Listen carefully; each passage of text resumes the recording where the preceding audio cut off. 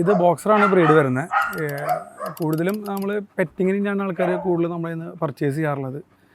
പിന്നെ ഷോ കാര്യങ്ങൾക്കും കൊണ്ടുപോകാറുണ്ട്. നമ്മളിൽ നിന്ന് ഷോ പപ്പീസിനും കൊണ്ടുപോകാറുണ്ട്. നമ്മൾ 2 തരം പപ്പീസ് ഉണ്ട്, ഷോ ഡോഗ്സും ഉണ്ട്, പെറ്റ് ഹോമിലേക്കുള്ള. അത് ഒരേ ബ്രീഡിൽ തന്നെ ഒരേ ലിറ്ററിൽ തന്നെ നമ്മളങ്ങനെ സ്പ്ലിറ്റ് ചെയ്തിട്ട് കൊടുക്കാറില്ല. ഷോ എക്സ്പെർട്ട് ആയിട്ടുള്ള പപ്പീസ് നമ്മൾ ഷോ ഹോമിലേക്ക് കൊടുക്കും, പെറ്റ് ഹോമിലേക്ക് നമ്മൾ പെറ്റായിട്ടുള്ള ഇതിൽ നമ്മൾ സെലക്ട് ചെയ്തിട്ടാണ് കൊടുക്കാറുള്ളത്. ജർമ്മനിയാണ് ഒറിജിൻ വരുന്നത്. ഇതിപ്പോൾ അവിടെ നിന്നാണ് അതിൻ്റെ ഉത്ഭവം. ബുള്ളി മേസർ എന്ന് പറഞ്ഞിട്ടൊരു ബ്രീഡും ഇംഗ്ലീഷ് ബുൾഡോഗും കൂടിയിട്ട് മിക്സ് ചെയ്തിട്ടാണ് ഇതിൻ്റെ ഉത്ഭവം എന്നാണ് നമ്മൾ വായിച്ച് കേട്ടിട്ടുള്ള അറിവ്. ഞാനിപ്പോൾ ആക്ച്വലി ബ്രീഡിങ് തുടങ്ങിയിട്ട് ഒരു 17 വർഷത്തോളമായിട്ടുണ്ട്. എനിക്ക് ഓർമ്മ ഒരു 7ാം ക്ലാസ്സിലൊക്കെ പഠിക്കുമ്പോഴാണ് ആദ്യമായിട്ട് ഞാൻ പെറ്റിനെ മേടിക്കുന്നു, ബ്രീഡിങ് സ്റ്റാർട്ട് ചെയ്യുന്നു. പഗ്ഗിലാണ് തുടങ്ങിയത്. ഇപ്പോൾ ബോക്സർ തുടങ്ങിയിട്ട് ഒരു 5 വർഷം കഴിഞ്ഞു. ഇപ്പോൾ നമ്മുടെ ആദ്യത്തെ ഡോഗ് ഒരു റേഞ്ചർ എന്ന് പറഞ്ഞ ഡോഗായിരുന്നു. അത് നമ്മൾ ചെന്നൈയിൽ നിന്നാണ് പർച്ചേസ് ചെയ്തത്. പക്ഷേ ഇവിടെ വന്ന് ഞങ്ങൾ അതിന് ടൈറ്റിൽ ചെയ്ത് ഇന്ത്യൻ ചാമ്പ്യനാക്കി. ലൈനപ്പ് വന്നു. അതുപോലെ മൾട്ടി BOB വിന്നറാണ് ആൾ. ഇപ്പോൾ ആൾ റെസ്റ്റിലാണ്. നമുക്ക് ഷോ ചെയ്ത് സുബീഷ് ആടെന്ന്, നമ്മുടെ സുബീഷ് ഭാസ്കർ എന്ന ആളാണ് ഷോ ചെയ്ത് തരുന്നത്. നമ്മൾ ബൈ ബർത്തിൽ ഇയർ നോർമൽ ഡോഗ്സ് പോലെ താന്നിട്ട് തന്നെ ആയിരിക്കും. പിന്നെ നമ്മളത് ഒരു സ്റ്റൈലിന് വേണ്ടിയിട്ടാണ് നമ്മൾ ഇയർ ക്രോപ്പിംഗ് ചെയ്യുന്നത്. നമ്മളൊരു ബോഡി വെയിറ്റ് ഒരു 10 kg ഒക്കെ ആകുമ്പോൾ, അല്ലെങ്കിൽ ഒരു 2.5 മാസം ആ റേഞ്ചിലൊക്കെ നമ്മൾ കൊണ്ടുപോയിട്ട് ക്രോപ്പിംഗ് ചെയ്യും. ടെയിൽ ഡോക്കിങ് നമ്മൾ ജനിച്ച് കഴിഞ്ഞാൽ നമ്മളപ്പോൾ തന്നെ ഡോക്കിങ് ചെയ്യും. ഇത് വർക്കിംഗ് ഡോഗ് ആയാൽ നമുക്ക് സമയം എന്ന് പറഞ്ഞാൽ ഒരു അരമണിക്കൂർ, നമുക്ക് 2 നേരം ഒരു അരമണിക്കൂർ നമുക്ക് സമയം വേണം. കാരണം ഇത് വർക്കിംഗ് ഡോഗാണ്. നമുക്ക് അവർക്ക് ഇപ്പോൾ ഫ്ലാറ്റിലിട്ടും വളർത്താൻ പറ്റും, നോർമൽ നമ്മുടെ അങ്ങനെ രീതിയിൽ സ്ഥലങ്ങളിലും വളർത്താൻ പറ്റും. ഈ സ്ഥലമുള്ള ആൾക്കാരാകുമ്പോൾ ഫ്രീ ആക്കി അഴിച്ചു വിടും. അപ്പോൾ വാക്ക് ചെയ്ത് ആ ഒരു എക്സസൈസ് ആൾക്ക് കിട്ടും. ഫ്ലാറ്റിലൊക്കെ ആകുമ്പോൾ നമുക്ക് നടത്തിക്കണം ആ ഒരു അരമണിക്കൂർ സമയം. പിന്നെ ഡെയിലി തുടയ്ക്കുക, ബ്രഷ് ചെയ്യുക, ആ രീതി. പിന്നെ നമ്മളങ്ങനെ ചെയ്ത് ഒരു അറ്റാച്ച്മെൻ്റ് ആകുമ്പോഴാണ് പിന്നെ കൂടുതൽ നമുക്ക് മറ്റുള്ള കാര്യങ്ങൾക്കൊക്കെ ഈ ബ്രീഡ് ഒന്നുകൂടി സെറ്റ് ആവുക. വാഷിങ് ഞാൻ ഒരു 15 ദിവസം കൂടുമ്പോഴൊക്കെയാണ് ചെയ്യാറുള്ളത്. ഡെയിലി തുടയ്ക്കും, ഒരു ക്ലോത്ത് എടുത്ത് തുടയ്ക്കും, ബ്രഷ് ചെയ്യും, അങ്ങനത്തെ കാര്യങ്ങളൊക്കെ ഞാൻ ചെയ്യാറുണ്ട്. വാഷിങ് ഒരു 15 ദിവസം കൂടുമ്പോഴൊക്കെ. അത് നമ്മൾ വിടുന്ന സർഫസൊക്കെയാണ് മെയിൻ. ഇതിൻ്റെ പഴുക്കുള്ള സ്ഥലത്താകുമ്പോൾ നമുക്ക് 15 ദിവസം നമുക്ക് വെയിറ്റ് ചെയ്യാൻ പറ്റില്ല. എന്നാൽ വീക്കിലി ചെയ്യേണ്ടി വരും. അത് ഡിപ്പെൻഡ് ചെയ്തിട്ടിരിക്കും.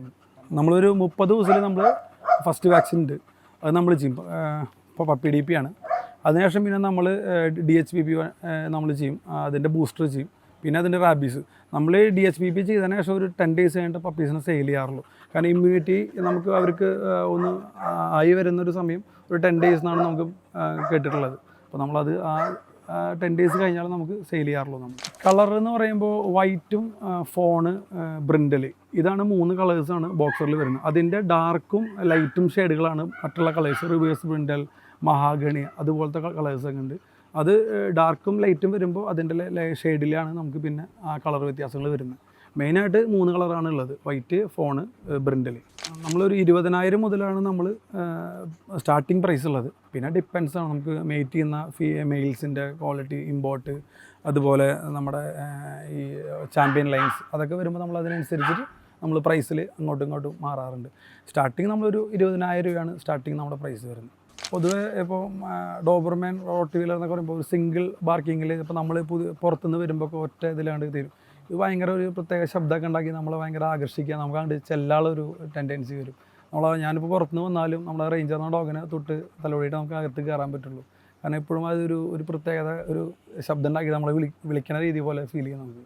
ഇപ്പോൾ ഒരുപാട് സ്ട്രീറ്റിലൊക്കെ നമ്മുടെ വളർത്തുമൃഗങ്ങൾ, അപ്പോൾ നായ്ക്കളെ അഴിച്ചു വിട്ടു കണ്ടു എന്നൊക്കെ വാർത്ത കേൾക്കുന്നുണ്ട്. അത് സമയമില്ല. നമ്മളൊരു പെറ്റിന് എടുക്കാന്ന് പറയുമ്പോൾ നമ്മൾ ഓടിച്ച് വന്ന് അങ്ങോട്ട് എടുക്കുകയാണ്, ഒന്നും ചിന്തിക്കാതെ. അത് ചിന്തിച്ചതിന് ശേഷം പിന്നെ അവർക്ക് പറ്റാണ്ടാകുമ്പോൾ അവരത് റോട്ടിൽ അഴിച്ചു വിടുക, അങ്ങനെ ഒരുപാട് പ്രശ്നങ്ങൾ ഇപ്പോൾ കേൾക്കുന്നുണ്ട്. അപ്പോൾ നമ്മളൊരു പെറ്റിന് എടുക്കുമ്പോൾ നമ്മൾ മെയിനായിട്ട് നമ്മൾ ഫാമിലിയായിട്ട് ഒത്തിരുന്ന് നമുക്ക് പറ്റുന്ന ബ്രീഡാണോ, നമ്മുടെ ഇപ്പോൾ ഈ പറഞ്ഞ പോലെ ഫ്ലാറ്റിൽ ഇപ്പോൾ കുറേ ആൾക്കാർക്ക് ഡൗട്ടുണ്ട് ഫ്ലാറ്റിൽ വളർത്തുന്ന ഡോഗ്. അപ്പോൾ ഒരു ഫ്ലാറ്റിൽ പറഞ്ഞ പോലെ നമുക്ക് ടോയ് ബ്രീഡാണ് കൂടുതൽ നല്ലതെന്ന് നമുക്ക്. പക്ഷേ ആരും ചിന്തിക്കാതെ ഒരു വലിയ ഡോഗിനെ എടുക്കും. പപ്പിയിൽ എടുക്കുമ്പോൾ നമുക്ക് മനസ്സിലാവില്ല. പിന്നെ നമ്മൾ കുറച്ച് വലുതാകുമ്പോൾ നമുക്ക് ബുദ്ധിമുട്ടാവുക, കുരയ്ക്കുക, അല്ലെങ്കിൽ ശല്യങ്ങളാവുക, അപ്പുറത്ത് കംപ്ലയിൻറ്റ്സ് വരിക.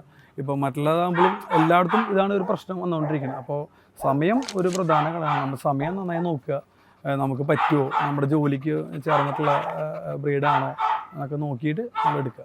ബേസിക്കലി ഞാൻ ബോക്സർ മാത്രമേ ബ്രീഡ് ചെയ്യുന്നത്. നമ്മുടെ പാർട്ട്ണർ, എനിക്കൊരു ഷോപ്പുണ്ട് വൈറ്റ് ഡോഗ് എന്ന് പറഞ്ഞിട്ട്.